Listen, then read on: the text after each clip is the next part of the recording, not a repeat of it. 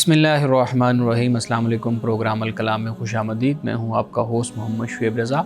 नाज़रीन किराम, प्रोग्राम के पहले हिस्सा में हम कुरान करीम की कुछ आयात को समझने की कोशिश करते हैं और दूसरे हिस्सा में अपने आहद के नुमाइंदा सियासी, समाजी, मजहबी मौज़ूआत पर पैदा होने वाले सवालात के जवाबात एक नए नुक्ता नज़र से जानने की कोशिश करते हैं। हस्ब साबिक हमारे साथ शरीक गुफ्तगू हैं जनाब मोहम्मद अमानत रसूल साहब। अमानत साहब, बहुत शुक्रिया आपके वक्त का। मेरी मुआवनत के लिए मौजूद हैं madam लबीबा। Thank you so much ma'am. नाज़रीन किराम, आपकी स्क्रीन पे हमारा व्हाट्सएप नंबर आ रहा होगा। आप अपने सवालात उस व्हाट्सएप नंबर पर भेज सकते हैं। हम इंशाल्लाह आपके सवालात को ज़रूर एड्रेस करेंगे। अमान साहब, सूरतुल आराफ हम पढ़ रहे थे, हमारे नाज़रीन के लिए बताइएगा सूरतुल आराफ की कौन सी नंबर आयत से आप अपनी गुफ्तगू का आगाज़ करेंगे? बिस्मिल्लाहिर्रहमानिर्रहीम।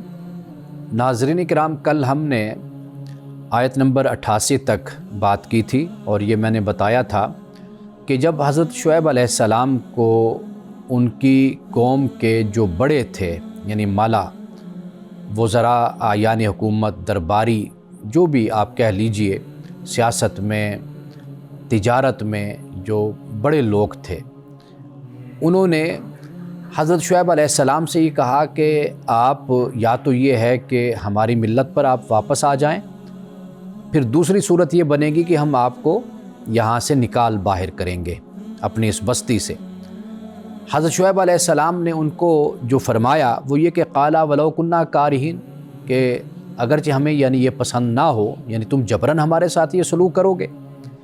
अब इसके बाद फिर हज़रत शुएब अलैहिस्सलाम ने फरमाया क़द इफ्तरैना अलल्लाहि काज़िबा, कि यानी कि अगर हम तुम्हारी बात को मान लें, तुम्हारे मज़हब को मान लें, तो फिर ये तो ऐसा हुआ कि हमने अल्लाह पर झूठ बांधा। जब हक़ बिल्कुल वाज़े हो जाता है, यानी ऐसे कि जैसे सूरज चमक रहा होता है तो सूरज का इनकार नहीं किया जा सकता, जब हक़ इस तरह वाज़े हो जाता है तो फिर ये मुमकिन ही नहीं होता कि फिर हक़ को छोड़कर बातिल को इख्तियार किया जाए।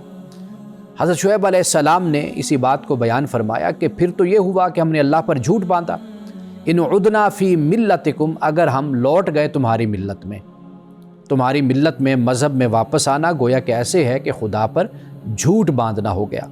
फरमाया कि बाद इज़ नज्जानल्लाहु मिन्हा, बाद इसके कि अल्लाह ने हमको इससे निजात दी, यानी इस शिरक से निजात दी, इन खराफात से निजात दी, और जो कुछ माशरे में ख़राबियाँ हैं, यानी लूट खसूट और कम तोलना, मिलावट करना, तिजारती बुनियादों पर भी ख़राबियाँ, तो कहा कि भाई अल्लाह ने तो हमें इससे निजात दे दी है, इन सब कामों से और इन सब बातों से और इस दीन से।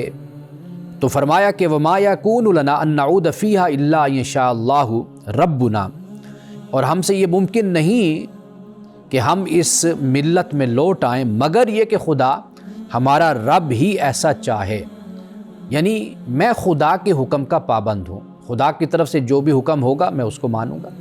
यानी ये एक अंदाज़, तरीका, उसलूब होता है इनकार का, कि जैसे कोई हमें किसी बात पर मजबूर करे तो हम कहते हैं उससे पूछ लो, अगर वो कह देगा तो फिर काम कर लेंगे, मान लेंगे। तो यहाँ हज़रत शुएब अलैहिस्सलाम अल्लाह के रसूल, अल्लाह के नबी हैं, अल्लाह की वही उतरती है, तो फरमाया कि मैं तो सिर्फ़ अल्लाह के हुक्म का पाबंद हूँ। यानी इससे एक और बात भी वाज़े हो जाती है कि कुल्ली तौर पर सब मिशन ये अल्लाह की बारगाह में है। अल्लाह का रसूल मुकम्मल तौर पर अपने आप को रब की बारगाह में झुका देता है और उसके हुक्म का पाबंद होता है और उसकी वही का पाबंद होता है। जैसे हुक्म उसकी तरफ से आएगा उसी के मुताबिक पैगंबर अमल करेगा। तो यहाँ यही फरमाया कि भाई हमारे तो ये लायक नहीं है कि हम लौट जाएं इस मिल्लत में, मगर ये कि हमारा रब चाहे, जो हमारा रब है अल्लाह, वासिया रब्बुना कुल्ला शैइन इल्मा, और हमारा रब हर चीज़ को अपने इल्म से घेरे हुए है। यानी सूरत आयतुल कुर्सी में भी इसी बात को बयान किया जाता है कि इल्म जो खुदा का है वो हर चीज़ पर हावी है, उसको घेरे हुए, उसका इहाता किए हुए है। अलल्लाहि तवक्कलना, अल्लाह पर ही हमने तवक्कुल किया। रब्बना फ़्तह बैनना व बैना कौमिना बिलहक़्क़ि व अंत खैरुल फ़ातिहीन।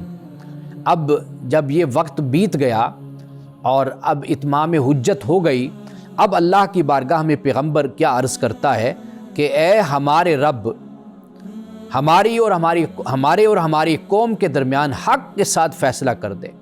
وانت خیر الفاتحین، اور تو بہترین فیصلہ کرنے والوں میں سے بہترین فیصلہ کرنے والا ہے، یعنی فیصلہ کرنے والوں میں سے تو بہترین فیصلہ کرنے والا ہے۔ اب اس کے بعد پھر جو سردار ہیں اور جو بڑے ہیں معاشرے کے، وہ کیا کہتے ہیں؟ کافر۔ وقال الملأ الذین کفروا من قومہ، اب پہلے حضرت شعیب علیہ السلام سے مخاطب ہوئے، اب دوسرے لوگوں سے مخاطب ہو رہے ہیں کہ جن لوگوں نے کفر کیا ان بڑوں نے حضرت شعیب علیہ السلام کی قوم سے جو تھے، انہوں نے کیا کہا؟ لَإِنِ اتَّبَعْتُمْ شُعَيْبًا، کہ اگر تم نے شعیب کی پیروی کی، اِنَّكُمْ إِذًا لَخَاسِرُونَ، تو پھر بے شک تم نقصان اٹھانے والوں میں سے ہوگے، تم نقصان اٹھانے والے ہوگے، یعنی تم خسارے میں رہ جاؤ گے اگر تم نے شعیب کی پیروی کی۔ کیوں؟ اب یہ کہنے والے کون لوگ ہیں؟ قرآن پاک بار بار ان کو مالا کہتا ہے، یعنی یہ وہ لوگ ہیں کہ جن کی گرفت تجارت پر ہے، کاروبار پر ہے، ہر چیز پر ہے۔ واضح بات ہے حضرت شعیب علیہ السلام دوسری طرف کھڑے ہیں۔ اب حضرت شعیب علیہ السلام کی جو پیروی کرے گا، آپ کی اتباع کرے گا، تو وہ دنیاوی جو منفعت ہے، فائدہ، اس سے محروم ہو جائے گا، کیونکہ اس فائدے پر تو ان کا قبضہ ہے۔ تو اس لیے اب حضرت شعیب علیہ السلام سے یہ مایوس ہو کر اب ڈائریکٹ آپ کے جو پیروکار ہیں، جو لوگ ہیں، ان سے یہ کہتے ہیں کہ بھئی اگر تم نے شعیب کی پیروی کی تو پھر کیا ہوگا؟ تم نقصان اٹھانے والے ہوگے۔ فَأَخَذَتْهُمُ الرَّجْفَةُ فَأَصْبَحُوا فِي دَارِهِمْ جَاثِمِينَ، پھر کیا ہوا کہ انہیں ایک رجفہ نے، زلزلہ نے ان کو پکڑ لیا، تو وہ اپنے گھروں میں اوندھے منہ پڑے ہوئے تھے۔ اب زلزلہ، ایک چیخ، مختلف الفاظ قرآن پاک میں آتے ہیں عذاب کے حوالے سے۔ یہ ایسے ہی ہوتا ہے کہ ایک بڑی بلڈنگ گر جاتی ہے، یہ زمین پھٹ جاتی ہے، شگاف ہو جاتا ہے، تو وہاں پر جو شور ہوتا ہے اور وہ اتنا خوفناک ہوتا ہے کہ انسان دہل جاتا ہے، کانپ جاتا ہے۔ تو یہ وہ صورت ہے کہ جس کو یہاں پر قرآن مجید نے بیان کیا۔ اور آخری آیت فرمایا کہ الذین کذبوا شعیبا، جنہوں نے شعیب کا انکار کیا، تکذیب کی، کأن لم یغنوا فیہا، اور گویا کہ وہ کبھی اس بستی میں بسے نہیں تھے، یعنی اس طرح اللہ تعالیٰ نے ان کو صفحہ ہستی سے مٹا دیا۔ الذین کذبوا شعیبا کانوا هم الخاسرین، فرمایا کہ وہ لوگ جو ایمان والوں سے کہہ رہے تھے کہ تم نقصان اٹھانے والے ہوگے، نامراد ہوگے، حقیقت میں یہ خود نامراد ہوئے کہ جن لوگوں نے شعیب کو جھٹلایا تھا، فرمایا کہ کانوا هم الخاسرین، یہ وہ لوگ ہیں کہ جو نقصان اٹھانے والے ہیں۔ مولانا صاحب بہت شکریہ۔ ایک مختصر سوال آپ کے سامنے رکھتا ہوں، حضرت ابراہیم علیہ السلام کی قوم پہ کوئی عذاب آیا تھا؟ انہوں نے بھی تو جھٹلایا تھا نا حضرت ابراہیم علیہ السلام کو۔ حضرت ابراہیم علیہ السلام کی قوم پر بھی عذاب آیا، وہ بھی اللہ کے رسول تھے، لیکن اس کی کوئی تفصیل اس طریقے سے قرآن مجید میں بیان نہیں ہے۔ یعنی لیکن یہ ہے کہ جو نافرمان تھے، انکار کرنے والے تھے، ان کا جو معاملہ تھا وہ اللہ سبحانہ وتعالیٰ نے اسی طریقے سے ہی فرمایا جس طریقے سے باقی رسولوں کے نافرمانوں کے ساتھ ہوا تھا۔ صحیح۔ ناظرین کرام، یہاں وقت ہوا چاہتا ہے ایک بریک کا، ہمارے ساتھ رہیے گا۔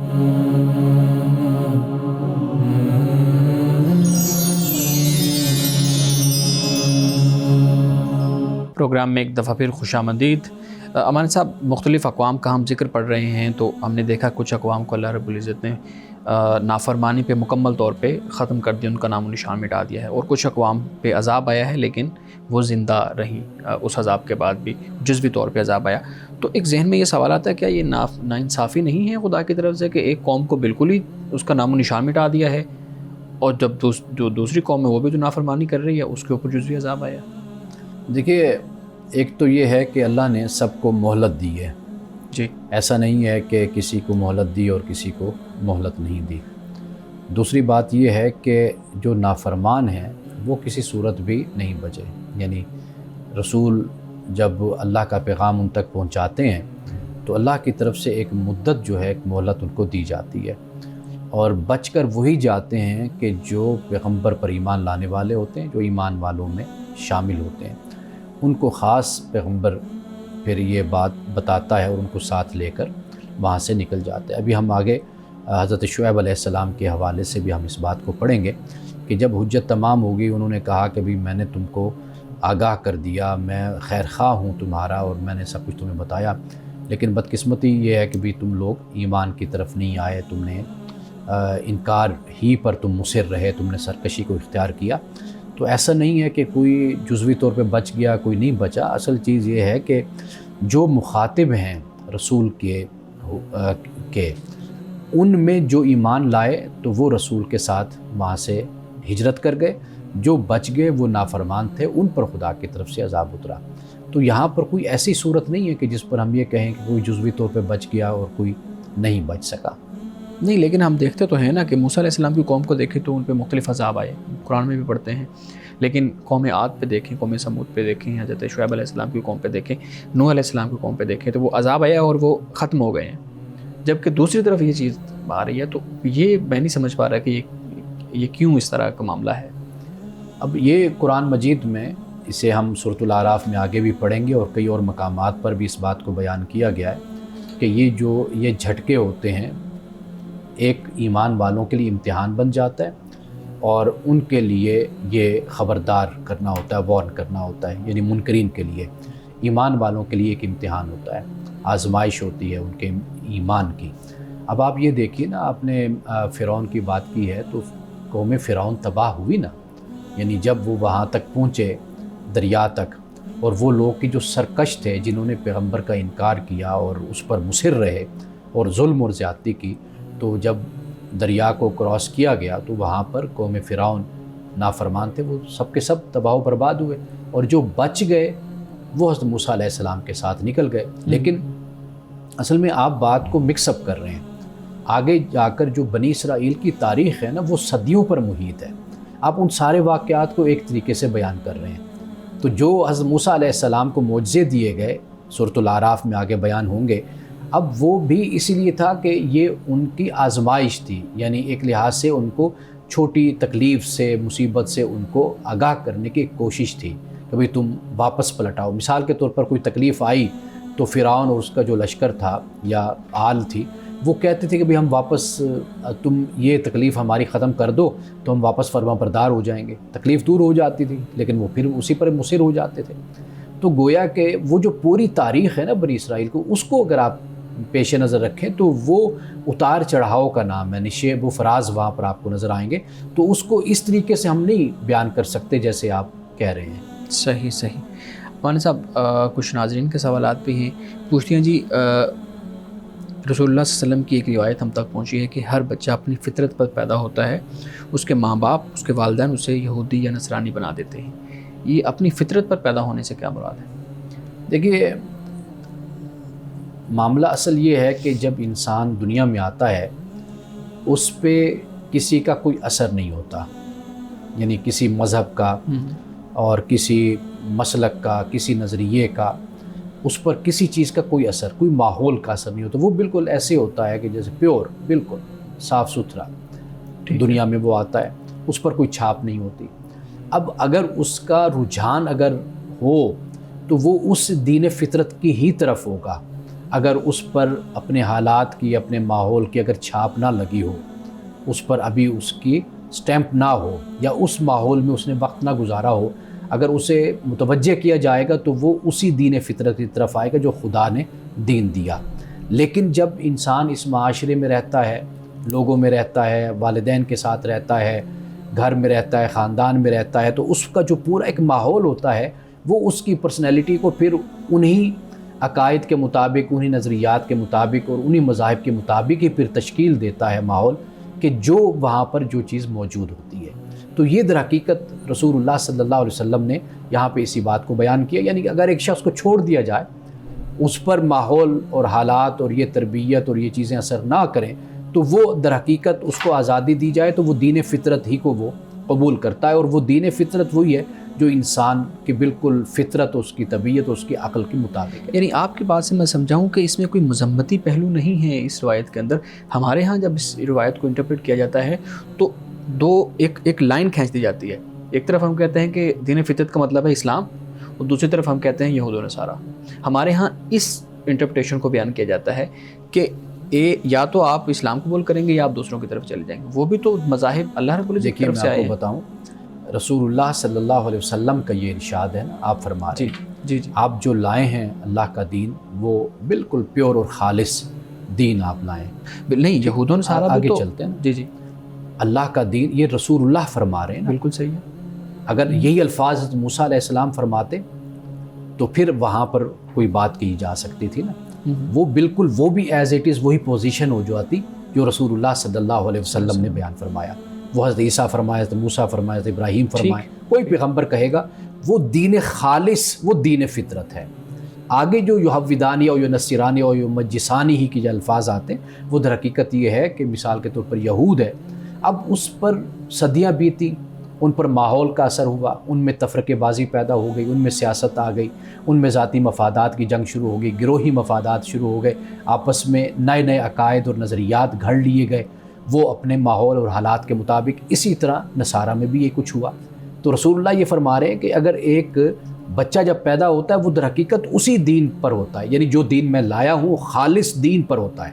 لیکن وقت کے ساتھ ساتھ جیسے مختلف صورتیں بنتی چلی جاتی ہیں, ماحول کے اثرات ہوتے ہیں, تو پھر وہ بچہ جو ہے وہ اصل دین کے بجائے پھر اس کے اپنے والدین کا جو مذہب ہو جاتا ہے, مسلک ہو جاتا ہے, وہ نصرانی ہو یا وہ یہودی ہو, وہ مجوسی ہو, کچھ بھی ہو, پھر وہ اس میں بعد میں ڈھلتا چلا جاتا ہے. وہ اس کے اثرات ہوتے ہیں جو وہ اس بچے کو پر پڑتے ہیں اور وہ بچہ اس کو قبول کر کے پھر اس طریقے سے اپنے آپ کو بناتا ہے. صحیح. یہاں پہ میں جب اس کی تفصیل کچھ پڑھ رہا تھا تو میں نے دیکھا کہ مزید سوالات بھی اس سے متعلق تھے کہ یہود, نصارہ اور مجوسی یہ تینوں مذاہب کا ذکر ہے, باقی مذاہب کا کیوں ذکر نہیں ہے؟ پہلے بھی تو انبیاء آئے, پہلے بھی تو رسول آئے, پہلے بھی تو امتیں تھیں, لیکن ان تینوں کے مقابلے میں لا کے کیوں کھڑا کر دیا؟ دیکھیے آپ علیہ الصلوۃ والتسلیم جب یہ فرما رہے ہیں تو اس وقت آپ کے آس پاس کون لوگ ہیں؟ اکثریت انہی لوگوں کی ہے. یہی یعنی یا تو سورج کو پوجنے والے ہیں, آگ کو پوجنے والے ہیں یہ مجوسی, یا پھر یہ ہے کہ یہود و نصارہ کی اکثریت ہے. یعنی پھر تو ہم یہ سمجھ سکتے ہیں, میں عرض کرتا ہوں آپ نے جو یہ 2-3 مذاہب کی بات کر لی تو آپ اسی کو آگے اپلائی کر لیں نا. آپ رسول اللہ صلی اللہ علیہ وسلم کیا وہ ساری اب لسٹ کو بیان کرتے کہ فلاں فلاں فلاں فلاں فلاں, تو بات کتنی لمبی ہو جاتی. تو آپ اسی پر ہی قیاس کر کے باقی مذاہب کو بھی آپ دیکھ لیں کہ جب اللہ کی طرف سے ایک مذہب اترتا ہے, الہامی مذہب, وہ بالکل خالص ہوتا ہے, اس میں کچھ نہیں. قرآن مجید نے ایک جگہ پہ یہ بیان کیا کہ دین جو پیغمبر لائے وہ ایک ہی ہے, لیکن ہوا کیا بعد میں یہ لوگ آپس میں لڑ پڑے اور انہوں نے اختلافات کو پیدا کیا. تو لہٰذا وہ جو دین مذہب اپنی شکل تبدیل ہو جاتی ہے نا, اس کی کر دی جاتی ہے, وہ بات ہے جو رسول اللہ صلی اللہ علیہ وسلم یہاں فرما رہے ہیں. اور یہ 3 آپ یوں سمجھ لیجئے کہ یہود سب سے بڑا مذہب ہے اس وقت تھا. اب یہود میں آپ دیکھ لیجئے کہاں سے بات شروع ہوتی ہے, حضرت اسحاق سے. اگر آپ وہاں سے کریں, حضرت ابراہیم سے لے لیں, تو آپ دیکھتے جائیے کہ کتنے پیغمبر اس میں آئے. تو گویا کہ وہ اکثریت کا ایک پہلو یہود کے اندر ہے. پھر نصارہ حضرت مسیح علیہ السلام ان کے ماننے والے ہیں, تو اس لیے ان 3 کا ذکر آپ نے فرمایا ہے. صحیح. ناظرین کرام یہاں وقت ہوا چاہتا ہے ایک بریک کا, ہمارے ساتھ رہیے.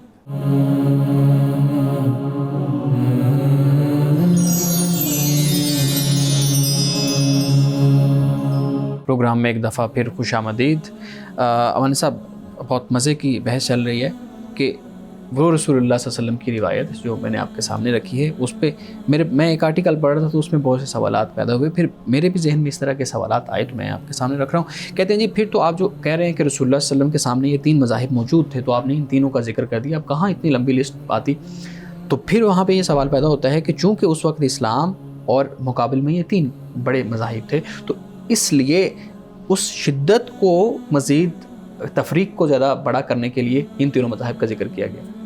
ٹھیک ہے یہ بات؟ دیکھیے آپ اس بات کو ذہن میں رکھیں نا کہ رسول اللہ صلی اللہ علیہ وسلم آپ یہ فرما رہے ہیں جی, اور آپ کی بعثت تک ان مذاہب میں تحریف ہو چکی ہے, خاص طور پہ یہود و نصارہ. بائبل کو آپ دیکھ لیجیے, یعنی انجیل جسے ہم کہتے ہیں, اور تورات آپ دیکھ لیجیے کہ اس میں تحریف, قرآن پاک نے بھی اس کو بیان کیا. اب جب تحریف ہو جائے احکام میں تو پھر جو ایک مذہب وجود میں آئے گا تو وہ تحریف شدہ مذہب ہوگا نا. اب جو بچہ پیدا ہوگا وہ اس ماحول میں, تحریف شدہ ماحول میں, مذہب میں وہ رہے گا. اب وہ اس کے اثرات قبول کرے گا, والدین کی طرف سے, رشتہ داروں کی طرف سے, ماحول کی طرف سے اس اثر کو قبول کر کے وہ اپنی شخصیت کو بنائے گا, نظریات کو بنائے گا. تو اب رسول اللہ یہ فرما رہے ہیں کہ جو میں دین لایا ہوں یہ دین فطرت ہے اصل میں. اس میں کوئی ملاوٹ نہیں ہے، یہ خالص دین ہے. یہ اس وقت میں اللہ کا رسول تمہیں یہ بتا رہا ہوں، تمہیں اس سے آگاہ کر رہا ہوں. تو آپ صلی اللہ علیہ وسلم نے در حقیقت اس بات کو واضح کیا ہے کہ انسان جو ہے اس کی جو فطرت ہے وہ اسی دین کو قبول کرنے کی طرف آتی ہے، یعنی اسی پیغام کو قبول کرنے کی طرف آتی ہے جو سب انبیاء لے کے آئے. اگر اس پر ملاوٹ نہ ہو، اگر اس پر تحریف نہ ہو یا دوسری چیزیں شامل نہ کی جائیں، تو انسان کی طبیعت، اس کی فطرت کی جو تقاضے ہیں اور اس کی جو عقل مانتی ہے، جو اس کا مطالبہ ہے، وہ در حقیقت یہ دین فطرت جو میں لایا ہوں وہ قبول کرتا ہے. یعنی اس کا مطلب پھر یہ ہوا، جہاں تک میں آپ کی بات سے سمجھاؤں، کہ رسول اللہ صلی اللہ علیہ وسلم اس ٹائم پیریڈ کے جو یہودیوں کا طریقہ کار تھا یا نصارہ کا جو بیہیویئر تھا، اصل میں اس بیہیویئر کو سامنے رکھ کے کہہ رہے تھے کہ اس بچے کے والدین اس کو پھر اس جیسا یہودی، اس جیسا نصرانی، اس جیسا مجوسی، ویسے اس تربیت کر کے ان کو ویسے بنا لیتے ہیں. ٹھیک. یعنی اب ان کے ہاں جو ہے وہ سب کچھ ملاوٹ شدہ ہو گیا، دین خالص اب وہاں پر نہیں موجود رہا. وہ پیغام جو خدا کی طرف سے آیا وہ میں لایا ہوں، اب یہ دین فطرت ہے اور یہ دین خالص ہے. صحیح، بالکل ٹھیک ہے. بہت اچھے طریقے سے نقطہ آپ نے واضح کیا ہے. جی میڈم، آپ سوال رکھیے گا. سر میرا آپ سے یہ سوال تھا کہ جیسے کچھ لوگ کہتے ہیں کہ ہم انبیاء پہ سوال کر سکتے ہیں کیا، جیسے انبیاء کے اعمال پہ، یا ہمارے جو انبیاء تھے ہمیں سکھانے کے لیے آئے تھے تو ہم ان کے عمل پہ عمل کرتے ہیں، تو کچھ چیزیں ایسی جن کی انبیاء کو اجازت ہے لیکن عام انسانوں کو نہیں، تو اس پہ اگر سوال کیا جائے کہ ایسا کیوں ہے یا اس طرح سے؟ سوال کی اجازت ہے، سوال کیا جا سکتا ہے. اب یہ ڈیپینڈ کرتا ہے کہ سوال کرنے والا کیا سوال کرتا ہے اور کیا کرنا چاہتا ہے اور اس کے پیچھے نیت کیا ہے. وہ سوال کرنے والے پہ ڈیپینڈ کرتا ہے، وہ اپنی اصلاح کرے اور وہ اس لیے سوال کرے کہ وہ سیکھنا چاہتا ہے، اس میں تجسس ہے، کریوسٹی ہے، وہ چاہتا ہے کہ مجھے میرے اس سوال کا جواب ملے. تو یہ جذبہ قابل تحسین، بہت اچھا جذبہ ہے، انسان کو پوچھنا چاہیے. اور یہ سوال کسی بھی شخصیت کے بارے میں ہو سکتا ہے. مثلا انبیاء علیہ السلام نے، رسول نے شادیاں کی ہیں، نکاح کی ہیں. حضرت ابراہیم علیہ السلام نے شادیاں کی ہیں، اور حضرت سلیمان علیہ السلام کے سینکڑوں میں ذکر ہوتا ہے کہ آپ کے نکاح ہیں. اسی طرح دیگر انبیاء کا بھی ذکر ہے. تو انبیاء علیہ السلام کو اس حوالے سے استثناء حاصل ہوتا ہے. عام انسان شادی کرتا ہے تو اس کی ایک خواہش ہوتی ہے نفسیاتی، جس کو وہ پورا کرنا چاہتا ہے. پیغمبر جو ہوتے ہیں وہ اس سے بلند ہوتے ہیں، کیونکہ وہ جب امت کا تزکیہ کرنے آتے ہیں، ان کی بعثت ہوتی ہے، پیوریفائی کرنے آتے ہیں، تو واضح بات ہے کہ اللہ تعالیٰ ان پر وحی اس لیے اتارتا ہے کہ وہ پیوریفائیڈ ہے، ٹھیک ہے، مزکہ ہیں وہ، تو خدا ان پر وحی کو نازل کرتا ہے. تو لہٰذا انبیاء علیہ السلام کی جو شادیاں ہیں، نکاح ہوتی ہیں، ان کا جائزہ ہم اس طرح نہیں لے سکتے جس طرح کہ غیر نبی ایک بشر اور انسان کی شادیاں ہوتی ہیں. ان کے بہت سے مقاصد ہوتے ہیں. یعنی مثال کے طور پر رسول اللہ صلی اللہ علیہ وسلم کی شادیوں کو ہم دیکھتے ہیں تو وہاں پہ ہمیں یہ نظر آتا ہے کہ آپ نے ایک رسول ہونے کی حیثیت سے شادیاں کی، کہیں پر آپ نے ایک نبی ہونے کی حیثیت سے شادیاں کی، کہیں آپ کی شادی ایک محمد ایزا بحیثیت محمد صلی اللہ علیہ وسلم آپ نے شادیاں کی. تو اس میں کوئی مقاصد نہیں تھے، اس میں بہت سے ایسے اجتماعی مقاصد تھے جو دین ہی کے مقصد کو آگے بڑھانے کے لیے تھے. جیسے حضرت عائشہ صدیقہ سے آپ کا نکاح، تو یہ جو معاملات ہیں ان کو اس طرح دیکھا جاتا ہے. تو پیغمبروں کی جو شادیاں ہیں یا دیگر مسائل ہیں ان پر سوال ہو سکتا ہے، اس میں کوئی حرج نہیں ہے، لیکن جواب دینے والا صرف اپنا جواب مہیا کر دے. باقی سوال کرنے والے کی جو نیت ہے اس کے لیے دعا کی جا سکتی ہے، اللہ تعالیٰ اس کی نیت کو صاف کرے، اور وہ ہدایت لینا چاہتا ہے، کچھ سمجھنا چاہتا ہے تو اللہ تعالیٰ اس کو سمجھا دے بات. ہمارے ناظرین کی طرف سے سوال ہے، آپ کے سامنے رکھتا ہوں. پوچھتے ہیں جی، بیوی اور ماں کے درمیان اگر لڑائی ہو جائے تو جو شوہر ہے وہ کس کا ساتھ دے؟ ایک طرف شوہر ہے، ایک طرف بیٹا بھی ہے، تو وہ کس کا ساتھ دے؟ اس کو کسی کا بھی نہیں ساتھ دینا چاہیے. عدل اور انصاف کا وہ ساتھ دے.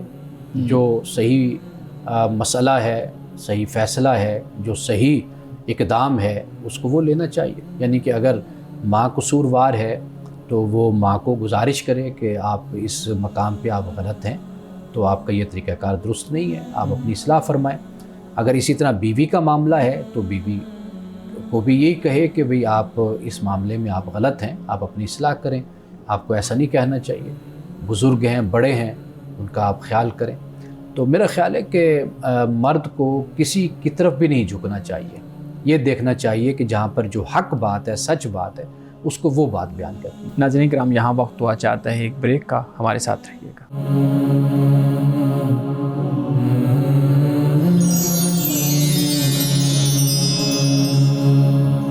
پروگرام میں ایک دفعہ پھر خوش آمدید۔ جی میڈم، سوال کرنا چاہ رہے تھے۔ صحیح، یہی کو میں کہہ رہی تھی کہ جیسے انہوں نے سوال کیا کہ ماں اور بیوی میں اگر تنازع ہو جائے تو شوہر اور بیٹے کو کس کی سائڈ لینی چاہیے؟ تو ماں کے پیروں تلے جنت ہے، اور رسول اللہ نے بھی فرمایا کہ ماں باپ کا کوئی ہر حکم مانے گی سوائے شرک کے۔ تو اگر بیوی کو ایون طلاق دینے کا بھی ماں کہتی ہے تو کیا یہ حکم مانا جائے گا؟ کہیں شرک تو نہیں ہے؟ دیکھیے، سورۃ لقمان میں جو بات بیان کی گئی ہے نا، ایک تو قرآن میں کہیں پر بھی نہیں ہے اطاعت کرو، احسان کا حکم ہے، والدین کے ساتھ نیکی کرنے کا، حسن سلوک کرنے کا۔ یعنی مثال کے طور پر ماں اور بیوی کے درمیان کوئی صورت ایسی بن جاتی ہے تو نعوذ باللہ بیٹے کو یہ طریقہ نہیں اختیار کرنا چاہیے جا کر اپنی ماں کی بے ادبی کرے، گستاخی کرے، یہ رویہ نہیں اختیار کرنا چاہیے۔ باقی اختلافی پوائنٹ والدین کے ساتھ بھی ہوتے ہیں، انسان اپنی ایک رائے رکھتا ہے۔ یہ ہمارے ہاں بالکل غلط انداز میں یہ بات بیان کی جاتی ہے کہ قرآن کہتا ہے اطاعت کرو، بلکہ قرآن کیا کہتا ہے وہ آیت آپ سنیے۔ قرآن کہتا ہے وَإِن جَاهَدَاكَ عَلَىٰ أَن تُشْرِكَ بِي مَا لَيْسَ لَكَ بِهِ عِلْمٌ، کہ اگر مجبور کرتے نا تجھے شرک پر تو فَلَا تُطِعْهُمَا، تو ان کی اطاعت نہیں کرنی۔ یہ قرآن کہتا ہے۔ یعنی شرک سے پھر علماء نے یہ بات بیان کی ہے کہ اس سے مراد یہ ہے کہ کوئی بات ایسی کہ جو دین کے خلاف ہو جاتی ہے۔ یعنی اب آپ اپنی ماں کو جان رہے ہیں کہ بھئی وہ اس موقع پر اس مسئلے میں وہ غلط ہیں، اب آپ ان کی اطاعت کر رہے ہیں، گویا کہ یہ آپ دین کی خلاف ورزی کر رہے ہیں۔ دین آپ کو یہ تلقین کرتا ہے کہ آپ حق پہ جو ہے اس کا ساتھ دیں نا۔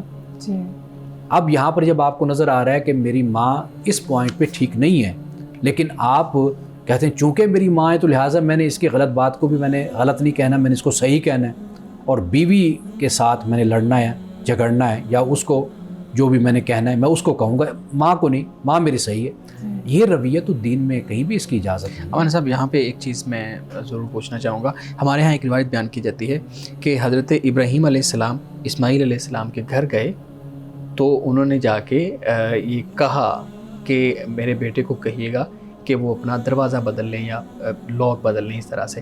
اب وہ کہتے ہیں جی حضرت ابراہیم علیہ السلام کے کہنے پہ حضرت اسماعیل علیہ السلام نے طلاق دی۔ تو اب یہاں پہ والدین جب کہتے ہیں تو ہم کیوں کہتے ہیں جی والدین کی بات نہ مانی جائے؟ والدین جہاں پہ حضرت ابراہیم علیہ السلام نے سمجھ کے اپنا انالیسس کر کے وہاں پہ مشورہ دیا تھا، یہاں پہ والدین انالیسس کر کے مشورہ دیتے ہیں۔ اچھا، کمال یہ ہے کہ اگر ابراہیم علیہ السلام کہ جن کو قرآن نے حنیف کہا، مسلم کہا، مومن کہا، اگر وہ حضرت اسماعیل علیہ السلام اگر بالفرض ہم اس روایت کو درست بھی مان لیتے ہیں، میں تب اس پہ بات کر رہا ہوں، اگر ابراہیم علیہ السلام نے یہ کہا کہ بھی اپنی تم دہلیز کو بدل لو، تو آپ مجھے بتائیے کہ ابراہیم نے کوئی واقعی ایسی غلطی، کوئی ایسا گناہ یا ایسی نافرمانی اس خاتون میں دیکھی ہوگی تبھی ابراہیم نے یہ فرمایا نا۔ ابراہیم اللہ کے نبی ہیں، وہ کوئی انصاف سے ہٹی ہوئی اور عدل سے ہٹی ہوئی بات تو نہیں کہہ سکتے۔ اور پھر آگے ہے بھی بیٹا نبی، اگر خدا نہ خواستہ کوئی ایسا مسئلہ ہوتا تو کیا اسماعیل بالکل اس کے لیے تیار ہوتے؟ تو میرا خیال ہے کہ پہلی بات تو یہ کہ قرآن کی آیت میں نے آپ کے سامنے رکھی، قرآن پہلے ہے ہمارے لیے۔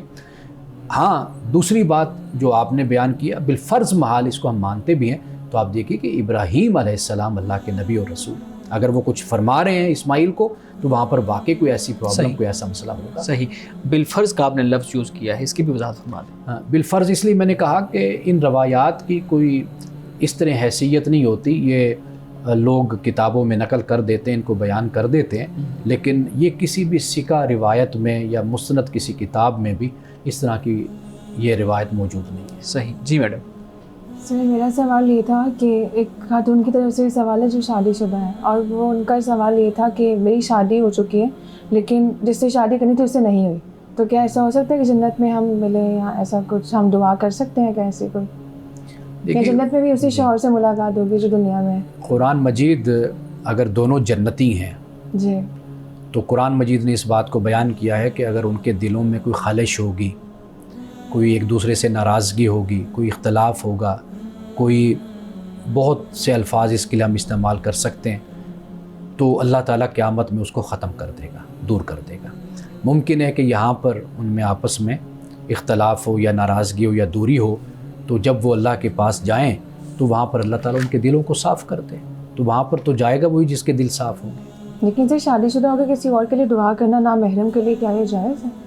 یعنی وہ دعا کس حوالے سے، یعنی اگر مثال کے طور پر کوئی یہ دعا کرتا ہے کہ اللہ تعالیٰ فلاں شخص کے لیے جو غیر محرم بھی ہے، اللہ تعالیٰ اس کے کاروبار میں، علم میں برکت عطا فرمائے، یا پھر یہ ہوتا ہے کہ کوئی اگر غیر محرم بھی ہے اس کے جنت میں ملنے کی دعا، جنت میں وصل کی دعا بھی تو کی جا سکتی ہے نا، دنیا میں نہیں مل سکے تو جنت میں مل سکے۔ دیکھیے اگر وہ جنت میں ملنے کی دعا کرتے تو وہ کر سکتے۔ دیکھیے قرآن مجید نے انبیاء علیہ السلام کی دعاؤں کو نقل کیا ہے، یعنی اس طریقے سے کہ ہمیں صالحین میں شامل فرما، یہ دعا پیغمبروں کی ہے یہ، لیکن یہ دعائیں عمومی دعائیں ہیں، یعنی اجتماعی طور پر یہ مانگی گئی ہیں۔ اگر کوئی اس طرح کی دعا کرتا ہے، مثال کے طور پر ایک شخص ہے کہ جو نیک ہے، پارسا ہے، جیسے انسان کا استاد ہوتا ہے، کوئی عالم دین ہے یا کوئی بڑی شخصیت ہے، بندہ اسے بڑا امپریس ہوتا ہے، تو اگر کوئی یہ دعا کرتا ہے یا اللہ مجھے قیامت میں جنت میں اس کا ساتھ دے، تو دعا کر سکتا ہے، اس میں کوئی حرج نہیں۔ اور سر اسی سے ریلیٹڈ سوال ہے، یہ ایک اسٹوڈنٹ کا سوال ہے، انہوں نے یہ کہا تھا کہ ہم کسی نبی کے بارے میں ایسی دعا کر سکتے ہیں جیسے حضرت یوسف کے بارے میں کہ جنت میں ہمیں ان کا ساتھ نصیب ہو، کیا ایسا ہو سکتا ہے؟ بالکل دعا کی جا سکتی ہے، کسی بھی پیغمبر کے لیے آپ کہہ سکتی ہیں اے اللہ مجھے جنت میں اگر تو مجھے جنت میں بھیجے تو مجھے فلاں شخصیت یا فلاں پیغمبر کے حلقے میں ان کی صحبت مجھے عطا فرما۔ مولانا صاحب آج کے حدیث مبارکہ بیان کیجیے گا۔ حضرت عبداللہ بن قرط رضی اللہ تعالیٰ عنہ یہ روایت کرتے ہیں کہ رسول اللہ صلی اللہ علیہ وسلم نے فرمایا کہ قیامت کے دن سب سے پہلے نماز کا حساب لیا جائے گا، اگر بندہ اس میں پورا اترا تو بقیہ اعمال میں بھی کامیاب ہوگا، اور اگر نماز میں پورا نہ اترا تو بقیہ سارے اعمال خراب ہو جائیں گے۔ یعنی اس سے مراد یہ ہے کہ نماز جو ہے یہ معیار ہے، اس کے بارے میں کل قیامت کے دن سوال ہوگا۔ کیوں؟ اس لیے کہ نماز کا جب وقت ہوتا ہے یا نماز پڑھنی ہوتی ہے تو وہی اٹھ کر نماز پڑھتا ہے جو خود کو کہتا ہے کہ میں مسلمان ہوں، میں مومن ہوں، اور جو اٹھ کر اس معاملے میں سستی کرتا ہے یا نماز کا تارک ہو جاتا ہے تو واضح بات ہے کہ یہ بہت بڑا گناہ ہے جو خدا کے ہاں قابل گرفت ہے۔ ناظرین گرامی، اس دعا کے ساتھ اپنے پروگرام کا اختتام کریں گے۔ اللہ رب العزت حسن کلام اور تاثیر کلام عطا فرمائے، ہماری زبان کی گروں کو کھول دے اور سننے والوں تک خیر کا پیغام پہنچے۔ اجازت دیجیے، خدا حافظ۔